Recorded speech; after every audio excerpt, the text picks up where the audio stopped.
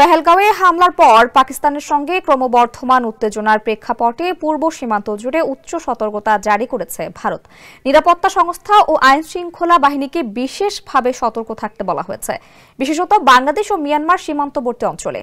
গোয়েন্দা সূত্রের বরাত দিয়ে ইন্ডিয়া টুডে জানায়, সীমান্তে অস্থিতিশীল পরিস্থিতি সৃষ্টির আশঙ্কায় বাংলাদেশ ও মিয়ানমার সংলগ্ন এলাকাগুলোতে নজরদারি জোরদার করা হয়েছে।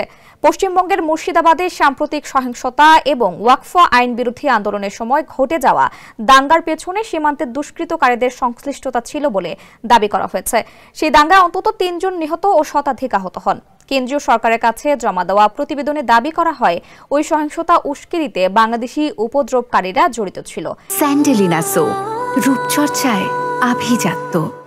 এই প্রেক্ষাপটে ভারতীয় বাহিনী বাংলাদেশ সীমান্ত জুড়ে টহল ও নজরদারি জোরদার করেছে।